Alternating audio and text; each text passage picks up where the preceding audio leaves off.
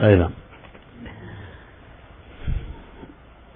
With pranams at the lotus feet of Bhagavan, dear brothers and sisters, let me commence this session with what happened today this evening. Just 1 or 2 hours ago. Right now, there is one district by name Kadapa in the state of Andhra Pradesh.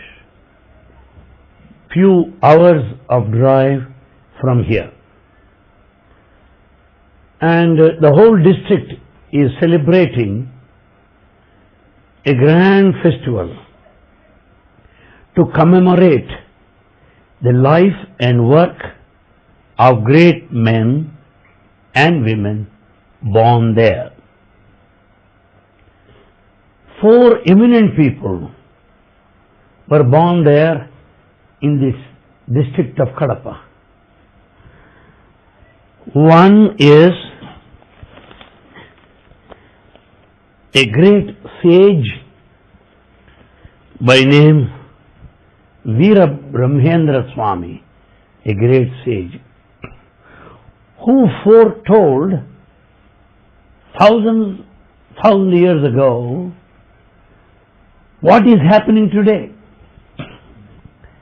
That is called Kala Jnana. Kala, the time, Jnana, the knowledge. What would happen in future, that he predicted long ago. He was born there. And there is a great singer by name Annamacharya, whose songs are very, very popular. He was also born there. And a saint by name Vemana happened to be born there. And 2 poets, Potana and Peddana, also had their birth there. So to commemorate that event, the whole district is rejoicing and celebrating. I happen to make a mention of this to Swami. There triggered the whole of this evening's substance of the episode. What he said was this: you know, one poet by name Vemana was born there. Yes, Swami, I know. Yes. Then he started telling about that Vemana. This grand poet Vemana was brought up by his brother and sister-in-law. He lost both the parents. And somehow, as ill luck would have it, he has fallen a prey to all the vices, bad habits. He became even a womanizer. And that lady wanted this man Vemana to get the necklace of his sister-in-law, which is very precious and costly. She insisted that he should bring and present to her the necklace of his sister-in-law. So Vemana literally stole the necklace and gave to that lady. And his sister-in-law could understand and called the boy Vemana and said, look here, had you asked me, I would have given myself. Why did you steal that way? It's not good on your part. And further she said, look here Vemana, I am wearing that necklace every day as a routine. But I am not finding anything special about it. But how is it that your girlfriend there wants it? How is that she would be extremely happy with my necklace only? I don't know. Evidently, she wants to snatch away my necklace. You understand? That's what she said. Immediately he repented. Transformation started in him. His brother had only one daughter, and Vemana loved her very much, more than his own life. Brother's daughter, he treated her as his own daughter, even more than that. Suddenly, that girl died. Then what Vemana did was, she caught hold of the photo of that little girl, hugged it, and went on crying for the death of the last child. Went on crying. This was noticed by sister-in-law. She wanted to teach him a lesson. She took that photograph, tore it, and burnt it. He went on crying further and further. Why did you do that? I like that photo very much, of the girl whom I loved. Then sister-in-law started telling, look here, after all, you imagine her in that photo. That way she is alive to you, and the body is no more here. Instead of the photo of your brother's daughter, you can as well have the picture of God and cry for him, not for the lost child. That moment, the spirit of renunciation, the sense of detachment started in him, and he left his home and led the life of a yogi, a saint since that time, and composed number of poems. Almost all citizens of Andhra Pradesh know his poems very well. Bhagavan explained that whole episode to me, and then I asked Swami, this part of the state, including Chittoor, Kadapa, Kurnool, Anantapur, this part of this Andhra Pradesh is called Rayalaseema. Why, Swami? Baba said, because it was ruled by a king by name Krishna Deva Raya.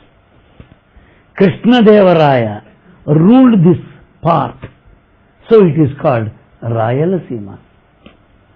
Swami, is this such a great place? He said, yes.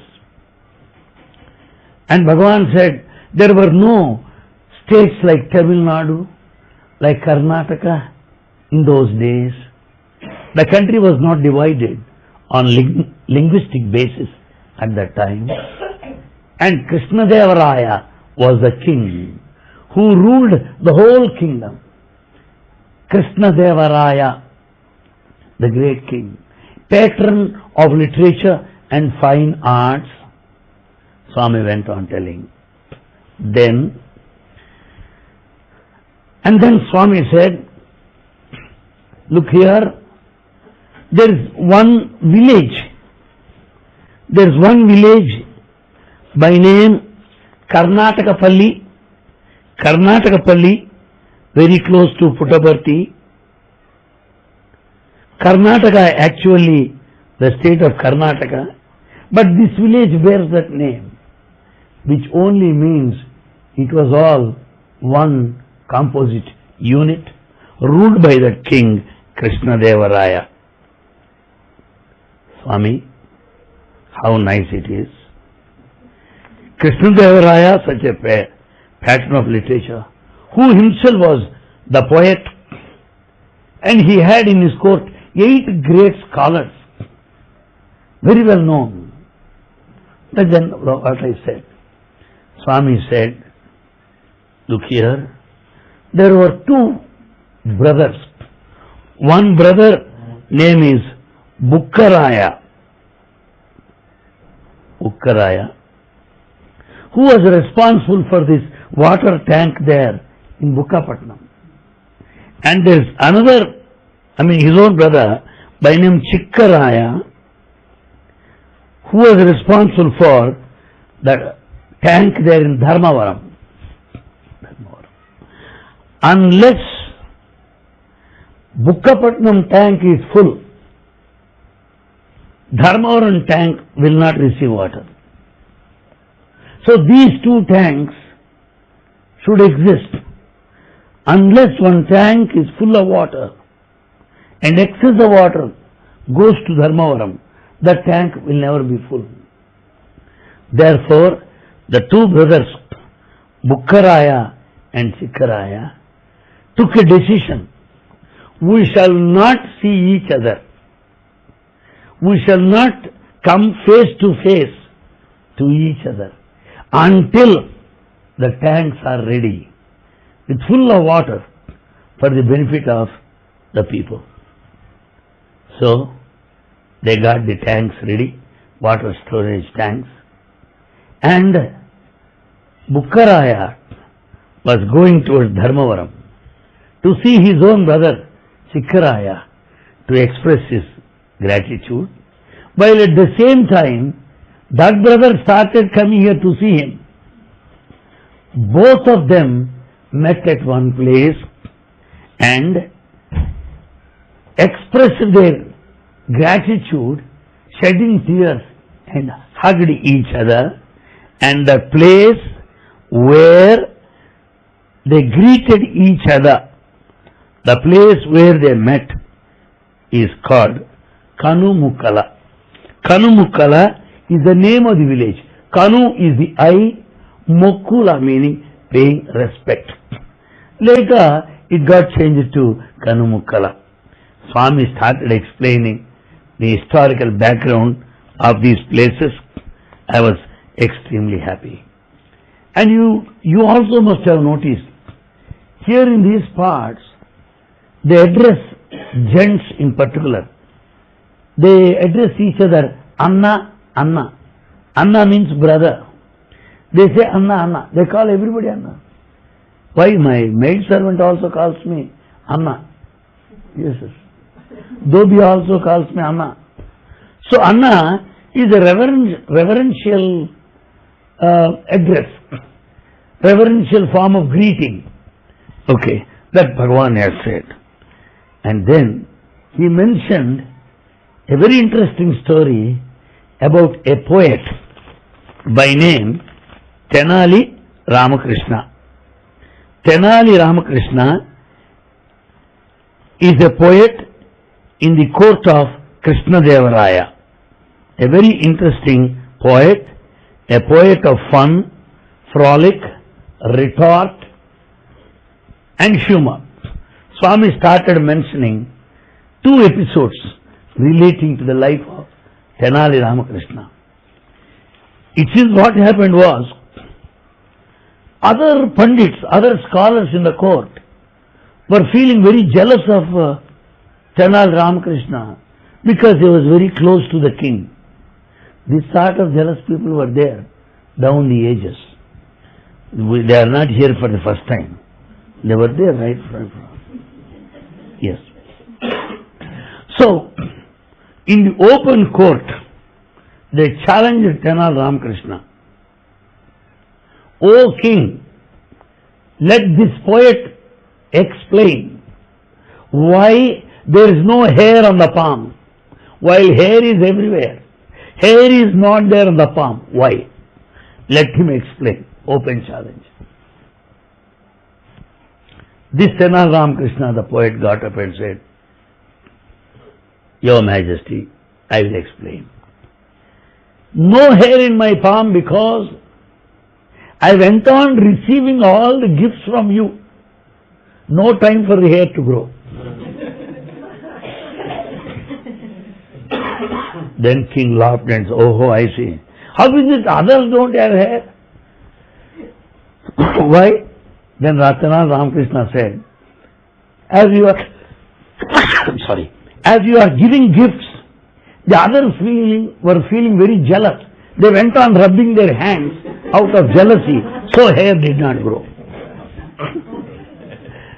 That's what Tenali Ramakrishna's sense of humor was.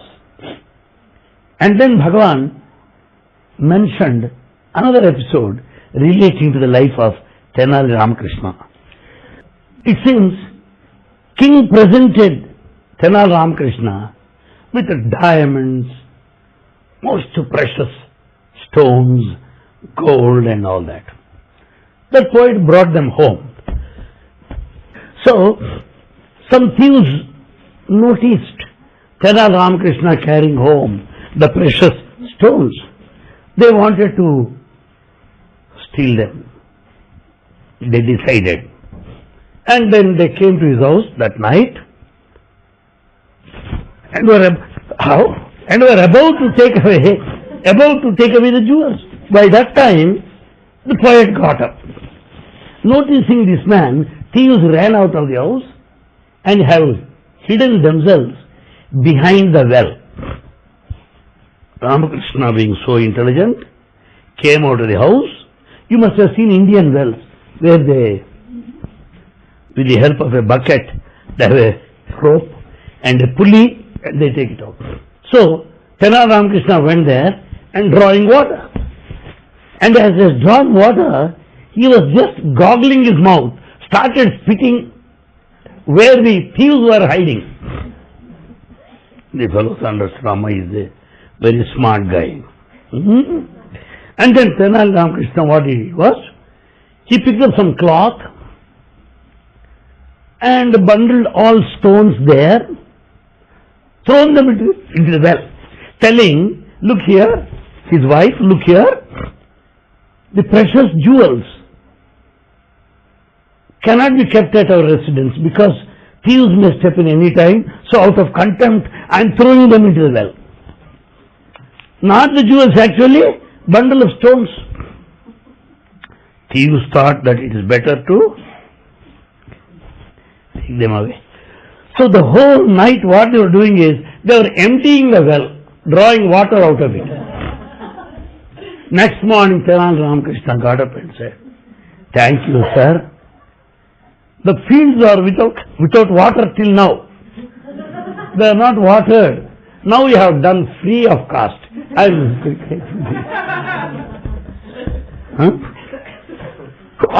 That's what Bhagavan has said. That episode this afternoon. And then I go back to other episodes of this month of January. So we could complete today the 29th of January 2003 episode. Now let me take you back to yes, 1 minute, 25th of January 2003. Going backwards, you know. One very big man, chairman, rather president of an international club, came to see Swami. Swami made him sit and wait, as it is usual with him. I said, Swami, I came to know some international chairman is there. He said, what if? Anyone must wait for me. Okay, Swami. Then is there no hope of meeting you immediately? No chance? Baba said, people come to me for various reasons. For their business prospects, for their family problems, to have their desires fulfilled. But those who come to me, those who have come to me for me, I will certainly meet them immediately after their arrival here. I will certainly grant them interview, provided they come for me. But many people don't come like that. They come for their own personal desires, personal comforts. That's what Bhagavan has said. At that moment, I made a comment, Swami, as I read the newspaper, well, I am very much pained. Agitation everywhere. mass killing everywhere, violence everywhere. I am very much disturbed, Swami, what is all this? Then Swami said, it is only difference in the degree of violence. Violence is spread everywhere. Then he gave one example. Frog and a snake. Snake is ready to swallow the frog. Behind the snake is present the peacock, ready to eat snake. So, the frog stands the threat of being killed by the snake, and the snake stands the threat of being eaten away by the peacock. That's how the violence is going on. Everywhere, one trying to finish off the other person. Here he made a beautiful remark which will be of immense interest to all of us. It is unfortunate today that people fear punishment. They fear anything that is bad. If anyone says, I am going to kill you, people are afraid of him. If any people say that I am going to burn your house, people are afraid of such a threat. But people are not afraid of certain good things which they could not do till now. They are not afraid of certain good things which they should have done already by now. It is unfortunate. People respond to threat only. That's what he said on 25th of January. Now I pass on to another episode of 24th January 2003. Well, Swami started speaking about many aspects. What he said was, personality is very important. Personality is very important. I said, Swami, personality? I have quite a good personality. Then he said, it's not this personality. It is not physical personality. Behavior, manners, courtesy, etiquette, discipline, they all together constitute what you call personality. This personality is very important.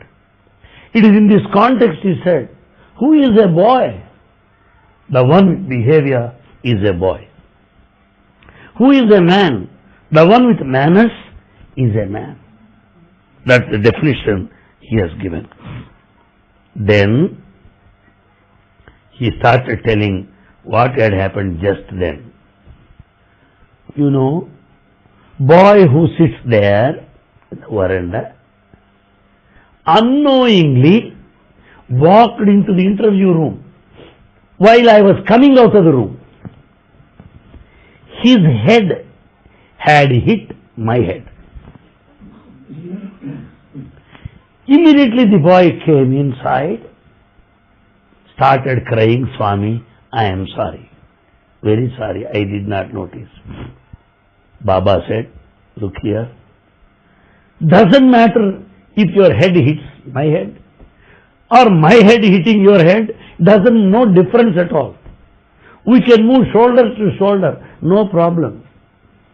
But think of the devotees outside. They will all think that here is a boy who has no manners, who has no discipline, that he cannot simply walk into the interview room and hit Swami's head. That's how people will feel. I know your love for me, and you know how much I love you. Apart from that, you should also know the feelings of the society, feelings of the community. That's what Bhagavan said. And it is in this context, Swami said,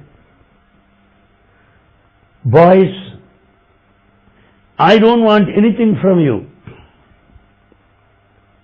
For having given you all the free education during the period of your study, I don't expect anything from you. but always maintain the dignity and the respect. You shall not compromise on these two, dignity and respect.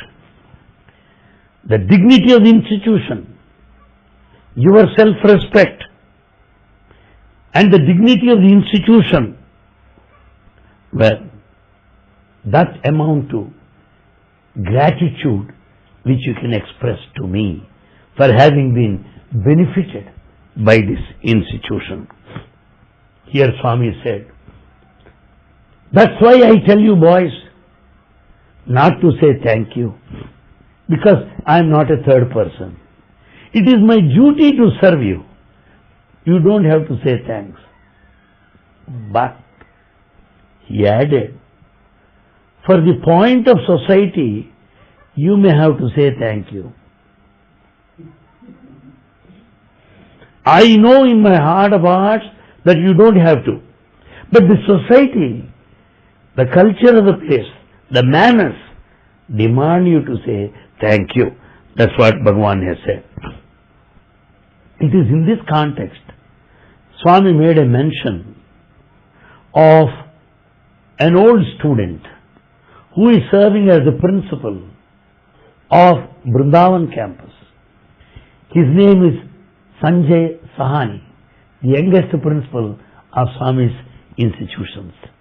He was the old student of this college. Swami started telling about him. Here is a boy who, while coming from Delhi along with his sister, refused to sit by her side. Why? Because both of them were quite young. Others do not know that they are brother and sister.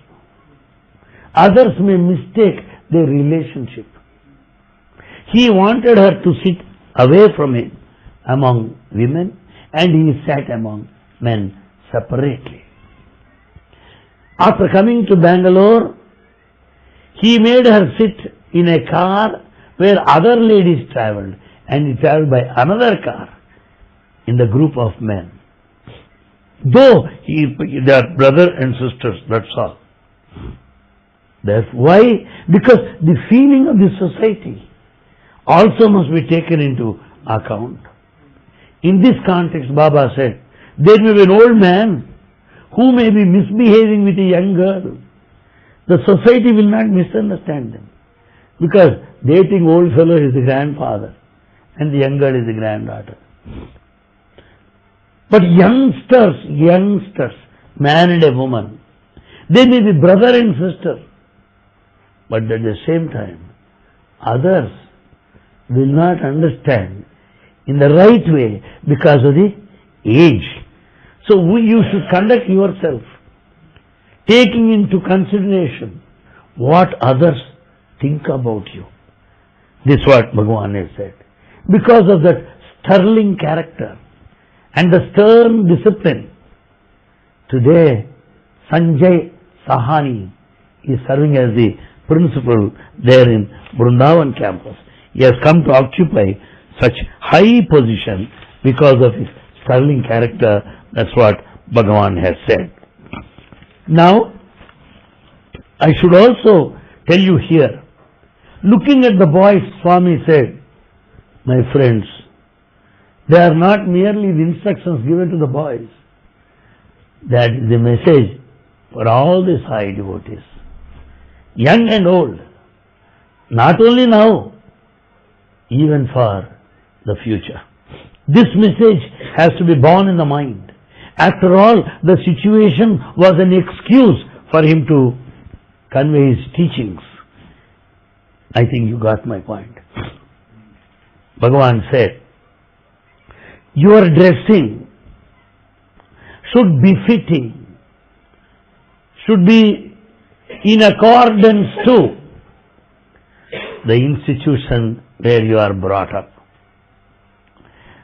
Seeing your very dress, your behavior, people should be able to make out, here is a boy from Sri Satya Sai Institute of Higher Learning. You don't have to tell anybody. Your very dress and behavior are self-explanatory to which institution you belong.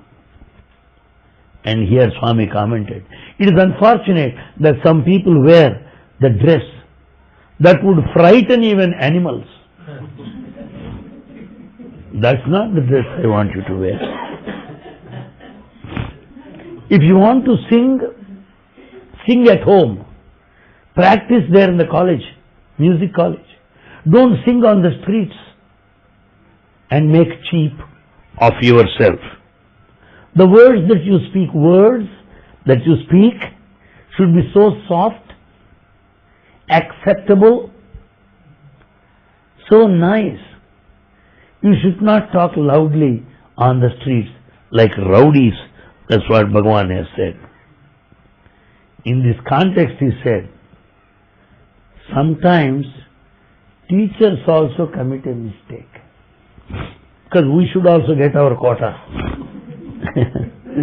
Swami gave the example of a teacher of Mahabharata, a great episode of this country. There was one teacher by name Drona. Drona taught archery to all Pandavas and Kauravas. Towards the end, one disciple by name Arjuna asked Dronacharya, "My Lord, I have completed my studies at your lotus feet. I want to express my gratitude. I want to offer something as a token of love and gratitude towards you." And this Dronacharya said, "Look here, Arjuna, I was insulted by a king long ago by name Drupada, Drupada. I was insulted by that king. I want you to drive him, drag him, tie him up to your chariot, bring him to my front. Then only my revenge will be pacified." Accordingly, Arjuna went all the way, brought Drupada king. The same Dronacharya, there in the battlefield, on hearing a statement, only half of the statement, not full, died immediately. The statement was this. The statement was made in the open battlefield. What is it? Look here. Aswathama died. Aswathama. Aswathama. Aswathama died. Who is Aswathama? The son of Drona. Hearing the death of his son, immediately he left his body. But there is other half of the statement. Aswathama is the name of an elephant. There in the battlefield, so many elephants are there. That elephant bearing the name of Aswathama died. But Drona heard the first part of the statement, thinking that his son by name Drona died, Aswathama died. But actually, not his son by name Aswathama, the elephant by name Aswathama died. Then what happened is emotions. What happened is balanced state of mind. Being a teacher, can he do that? He was totally revengeful there. He is totally attached here. This is the mistake of a teacher. Swami, I have small doubt. What's your doubt? When teacher wanted this to be done, that the king Drupada, who insulted him, must be dragged, must be brought to his front. What is it that a disciple can do? He should express his gratitude by fulfilling the desire of his guru. How can you say no? Baba, the ultimate, he will never leave you with that last word. Then immediately said, no, no, no. Arjuna, his disciple, instead of doing what the Guru said, should have pleaded with him with folded hands. Oh sir, how can I go and attack Drupada king, your enemy? He has not done anything to me. He has not done any harm. Am I justified in going over there and bringing him over here, dragging him on the street? Is it justifiable, my Lord? He would have pleaded with his Guru. Swami, that's right. I stand corrected. That's what I said. Here Swami made one statement which I want you always remember this. You can question anybody. You can contradict anybody. You can explain your position, your standpoint to anybody. Mother, father, teacher, anybody. But when God says, you must do it, that's all. Not to question why, not to reason why. It has to be done immediately. There is no question of any alternative. That's what Bhagavan has said.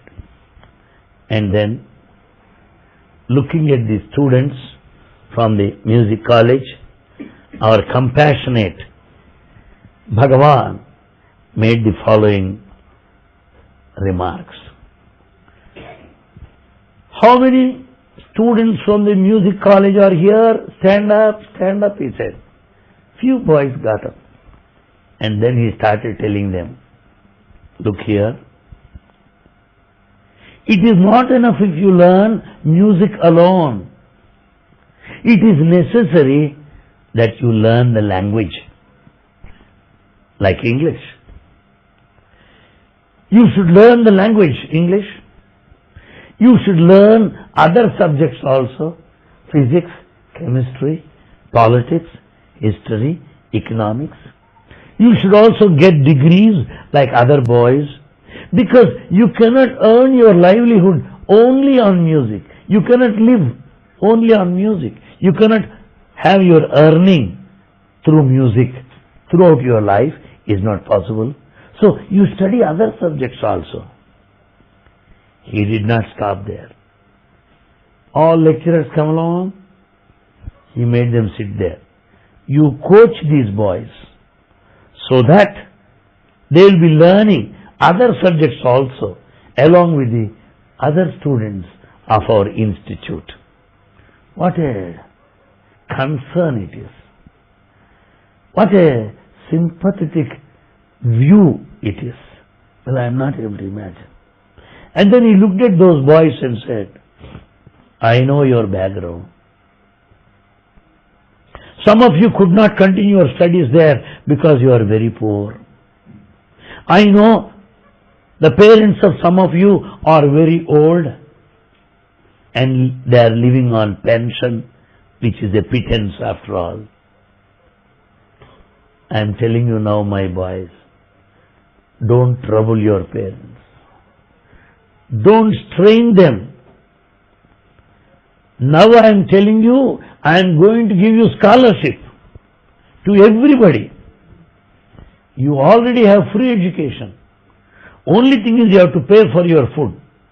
But in your case, music college boys, in your case, I am going to give you scholarship so that your boarding charges, food, expenses are met with.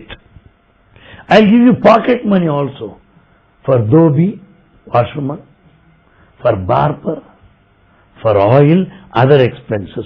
I am going to give you money. That's what Bhagavan has said. What a statement it is. That is true love. Then I understood that love on 2 feet is Bhagavan Sri Satya Sai Baba. At that time, Bhagavan said to all boys, look here, see that you please your parents. serve your mother, serve your father, be courteous to your teacher. It is your duty. Then he looked at the Vice Chancellor. Vice Chancellor, what did you tell boys this morning? Vice Chancellor, Swami, I told the boys this morning to have a feeling that Swami is by your side, everywhere, all the time, so that you'll be very, very careful in your talk and in your behavior. Swami said, you are wrong. Why did you say that Swami is by your side? You are wrong. Swami is in you, not by your side. Swami is in you. This is a beautiful statement for the benefit of all the devotees, all the world over, to know and to experience that Bhagavan is within every one of us. That brings us to a close of the 24th of January 2003 episode. Shall I continue? No. Now I come to 22nd January 2003. All of you must have noticed Bhagavan proceeding to the music college that morning. Am I right? Have you not seen Bhagavan going to music college in the morning? You must have seen. Why? 22nd January happens to be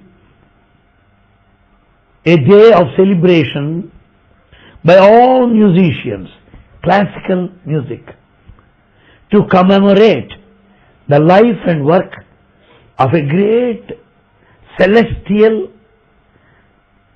singer come devotee by name Tyagaraja. Tyagaraja. Tyagaraja is very famous for his classical music, a very great devotee par excellence. To commemorate his life and his message, 22nd January is celebrated as the day of worship to Saint Tyagaraja by all musicians. Since this year, Swami happened to be here on 22nd January with the music college established last year, they all have prayed to Swami to attend their function that morning. Swami, in his infinite mercy, came there around 7:30. He stayed there till 9:30 in the morning. 2 hours. I don't think that he gave that long time to anybody. What did he do there? All students are invited of all institutions here. Teachers and guests, they're all there, fully packed. He went around all of them, said hi to everybody, blessing everybody. And he sat at one place. I mean the music college, that what you find, with a beautiful elevation there, with 2 violins and tabla, one each in either of the corners, with a beautiful elevation. I'm speaking about that. And Swami sat there with all the students in front of him, little long distance on a dais. 20 children sat. 20 of them, well dressed. Behind them, 6 students again. All these 20 are vocalists. The 6 behind them were playing on veena. They all started singing together the songs composed by Saint Tyagaraja. There is one place by name Guruvayur, Guruvayur, where all singers gather once in every year topmost singer down to an amateur. They all gather there, sing together, chorus, the compositions of Sage Tyagaraja. I am reminded of that scene when all of them started singing. They're beautiful. They sang around 15 songs. Swami, to my knowledge, never gave that long time to any senior artist. Just pouring of love. Because it is not their excellence. It is not the high standard of music. Children. The music college boys giving program for the first time made him sit there patiently and appreciate them. And then he distributed prasad. But I expected Swami to give a discourse. But there was no time. He returned back to Mandir to have the Aarti. That evening, he came as usual, stood in front of us. He asked Anil Kumar, how is music today? Very fine, Swami. How do you know? Swami, I heard. But you are not an expert in music. You don't know music. How do you know it's of good standard? Swami, I represent the audience who assembled there in large number. I need not be a musician, a professional, or musical lecturer to decide the standard. I represent all those who sat there. He laughed and laughed. And then he said, very nice. Then Swami, one disappointment. Why? What disappointment? I gave them 2 hours time. What is where? Why? Swami, we expected divine discourse. We were not fortunate enough to have had your discourse this morning. It's all right. It's all right. You enjoyed music. Boys presented their program. That is enough. But my prayer deep within me must have provoked him to speak further on this topic of Tyagaraja that evening. The father of Tyagaraja happened to be Rama Brahmam, and the mother of Tyagaraja was Sita. Rama, Sita, same name, father and mother. And Lord Rama appeared in the dream of the father of Tyagaraja and told him in the dream itself, a great devotee is going to be born in your family. And that dream came true. Then Bhagavan said, all the compositions of sage Tyagaraja are based on his personal experiences. They are not of poetic excellence. They are not literary pieces. No. They are all based on the events of his life. It seems he was asked by his teacher to give a music program in the court of the king of Tanjavur, Thanjavur, Tanjavur. Tyagaraja came there. As he entered the court hall, he started singing in praise of everybody. That's, I give you the meaning, if not the text. There are so many great people assembled here. My humble salutations to every one of you. That is the meaning of that song, which is very, very popular. There are any number of great people here, everywhere. My humble salutations to all of you. On listening to that song, Everyone was literally touched by the very feeling with which he composed and rendered that song. That's what Bhagavan said that. And his brother was feeling very jealous of Tyagaraja. This is common thing, jealousy, is not of the atomic age or computer age. It has been there right from the times of Adam and Eve, His brother was feeling very jealous. What did he do? He threw away the idols of Rama, Lakshmana and Sita into the Kaveri river. He threw them away because he thought, because of this excessive spirituality of Tyagaraja, he won all the name and fame. So let me throw them out. He removed all the idols, threw them into the Kaveri river. Then Tyagaraja was crying for the missing idols every day.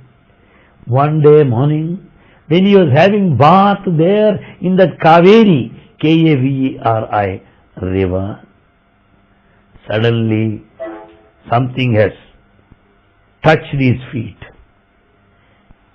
He just bent down, collected with his hands. What are they? Idols of Rama, Lakshmana and Sita. He picked up those idols and started carrying them home while singing this song. Come home, Rama, Lakshmana. Let us go to our home, O Lord. I missed you all these days. Singing in praise of Rama, Lakshmana and Sita. Extending a hearty welcome back home, he composed a song which is also very, very famous in South India. And Tyagaraja also sang one song which means that Rama is his father, Sita is his mother, no one else. That was his level of devotion of sage Tyagaraja. Now I go on to 23rd January 2003. Suddenly Swami started explaining about his earlier days, 50 years back. You know, Anil Kumar, I went to Himalayas. Swami, did you? Yes. Alone? No. 200 people accompanied me. I see. How about food, Swami? There was always one advance party to go beforehand and cook for us.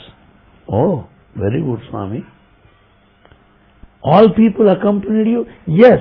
Mother Ishwarama also accompanied him during that trip to North India. And pilgrim centers like Prayaga, Badari, Kedar, these are all pilgrim centers there, Himalayan mountain range. And then Swami started telling. There was one governor by name Rama Krishna Rao. Governor, a very short man, shorter than Baba. An expert in 13 languages. A great scholar. He made all arrangements for Baba's trip. He made Bhagavan stay there in his palace, guest house. All royal reception wherever Bhagavan went. Then I said, Swami, is it not very cold there in Himalayas? Yes. Swami, did you wear any coat or sweater? No. Only one piece, that's all. No coat, no sweater, no blanket. Only this. Oh, I see, Swami. How about the footwear? No footwear. I was simply walking. On ice? Yes, on ice only. Oh, how nice it is to walk on ice. We can imagine. Very difficult. Swami, how long? How long did you walk?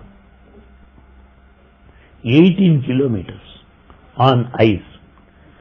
Swami, you made everybody also walk on ice barefooted? No. There are so many donkeys to carry them there. There are so many other things. And the people also literally carried them. Those that could not walk, they are physically lifted by people for which they are paid. But I walked all alone. Oh Swami, Then Swami said, Ramakrishna, governor, brought some canvas shoe for him and forced Bhagavan to wear them. And Bhagavan wore the canvas shoe. As they were brand new, there developed blisters on his feet. He could not walk single step. Then he removed that shoe, and Ramakrishna, governor, watching blisters there, he started crying.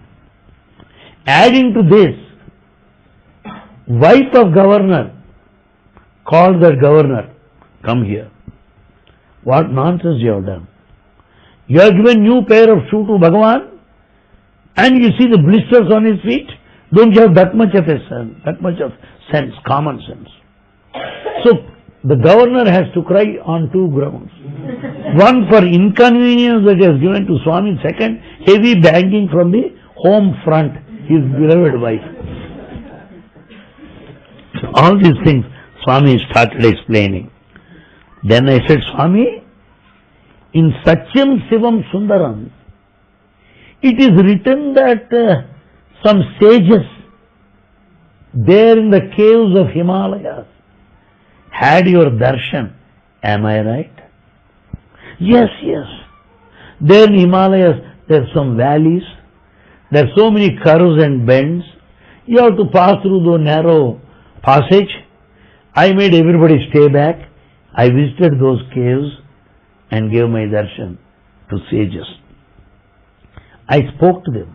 They were waiting for long for my darshan. That's what Bhagavan said. And then Swami started laughing all of a sudden. Swami, what happened? No, I visited Punjab also. Oh, I see, Swami. You know, Punjabis, they wear turban. You must have known that. And ladies will cover their head with the same sari. Have you not seen? Sari. Huh? Something like a veil. V-E-I-L, veil. Swami said, all veils on this side, all turbans on this side. Men and women. Oh, Swami, thousands, very big crowd. I see. There was no space for my car to go. Fully packed. Swami, what happened? 4 Punjabis, well built with their muscle power, lifted my car, carried me straight to the dais, wherefrom I addressed the gathering. That's what how Bhagavan recalled those days. And Swami also said, attachment to Bhagavan should be so intense and intimate, like that of 2 of his previous classmates, Ramesh and Suresh. They could not bear separation. They took birth as Jack and Jill subsequently later, who stayed with him. Let me not name them. They have taken next birth as 2 sisters now. It may be out of place if I mention their names. They belong to royal family, sisters. So Ramesh, Suresh, born as Jack and Jill, now as sisters. Their husbands are Bhagavan's devotees. And one gentleman is already here. Please don't tempt me to mention their names.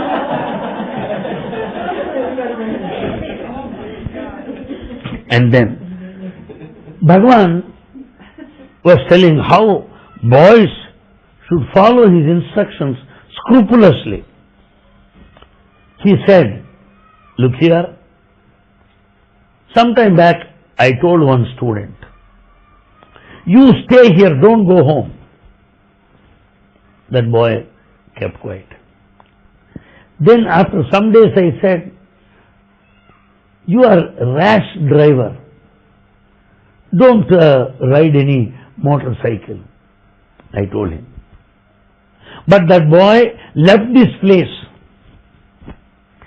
While driving on the motorcycle, rashly, he met with an accident and he was hospitalized.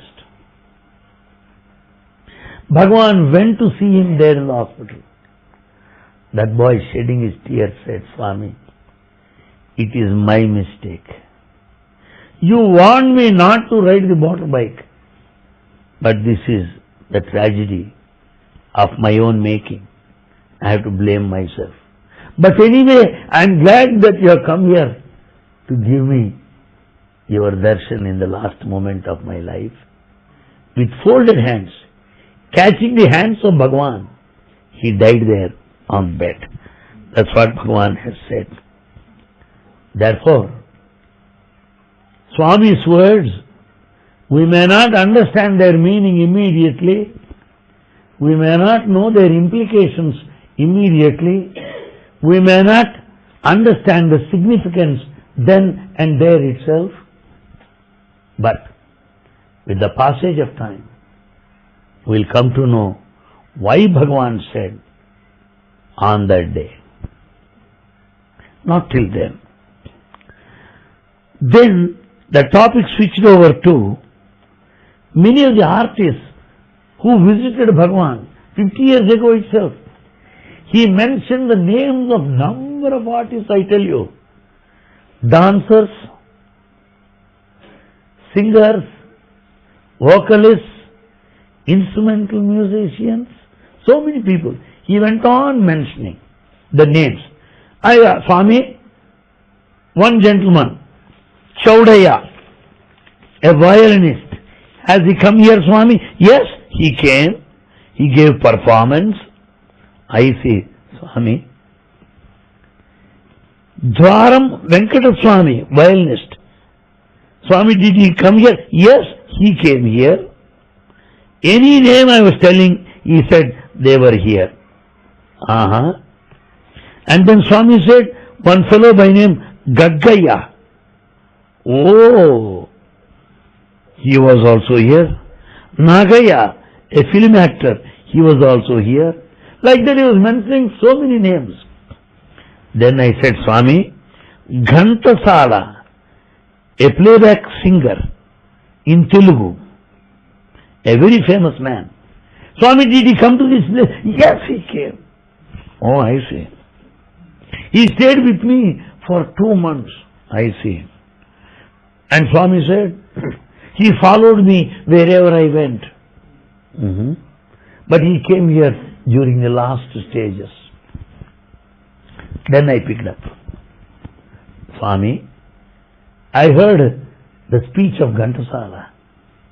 Speech? No, he's a musician. What speech you say? No, Swami, before music program he spoke few words. Swami said, what did he say? Ghantasala, the famous playback singer, totally down with cancer. When he came here for the first time, Swami never looked at him. He returned to his room there in East Prasanthi, started crying, oh God, is this the way you treat me? When I am known to everybody, you have ignored me. I am insulted, Bhagavan. I am humiliated. People will laugh at me. Is that purpose you do like this? And he composed a song in Telugu there, which you must have heard here number of times. And then one day after bhajan, he was lying on bed without shirt, just a towel. He was very sick at that time, lying on bed crying for Baba's help. Suddenly Ghantasala heard a sound. He lifted his head. He saw the door being opened and Bhagavan coming into the room. Bhagavan came and sat on the chair. on the bed, applied vibhuti all over his body. Don't worry, Ghantasala, I know you for the last 10 lives. I assure you that your name will be remembered in South India so long sun, moon and stars shine. You will be remembered as the topmost singer. So saying, Bhagavan left. Then that man composed another song. Ah, what a nice day it is. Bhagavan came with a smiling face. I could not see you, O Lord, because the tears coming across the sky on the surface of my eyeball, not helping me to see you, because the eyes are totally wet, with the tears rolling. How can I see you, my Lord? But blessed is this day because your divine visit. That is the meaning of that song, which also is repeated by our boys. This episode, that's what I said. Swami said, yes. And then I should also mention another episode, another lady by name M.S. Subbalakshmi. M.S. Subbalakshmi, a very, very great lady, a great singer, and she received highest award, national award.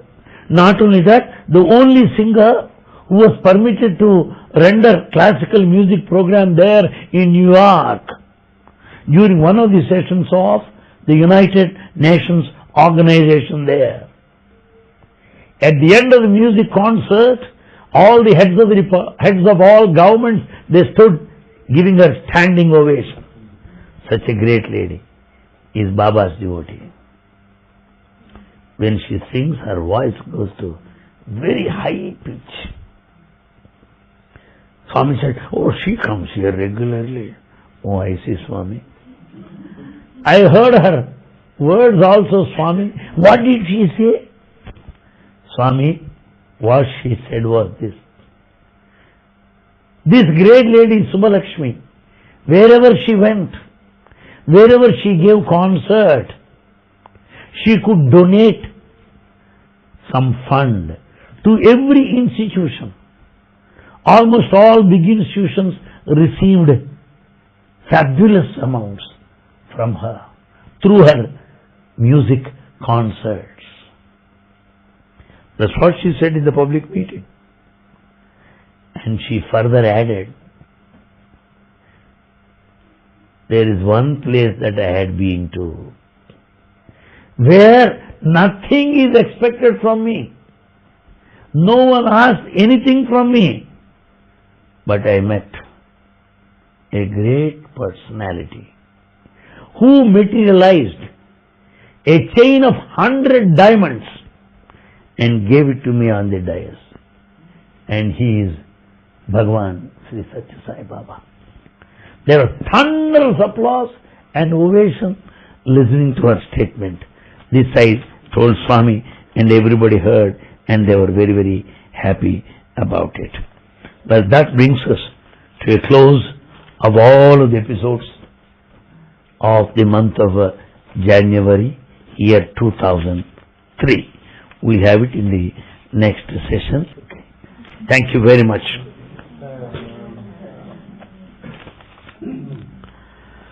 Chanda Kirana Kula Mandanaram, Chanda Kirana Kula Mandanaram, Srimad Dasarathanandanaram, Srimad Dasarathanandanaram.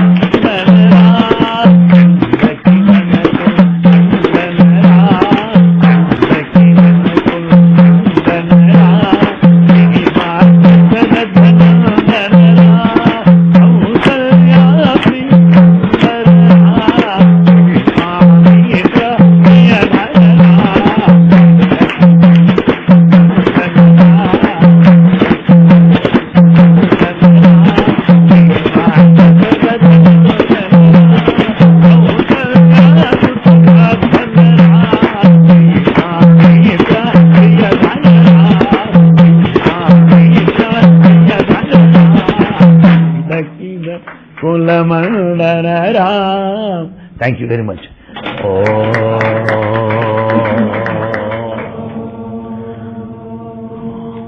Asato ma sagamaya tamasukma jyotirgamaya muryorma mrutangamaya.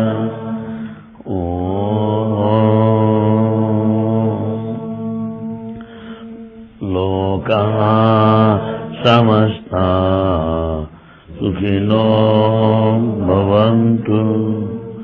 Loka samasta sukhino bhavantu. Loka samasta sukhino bhavantu.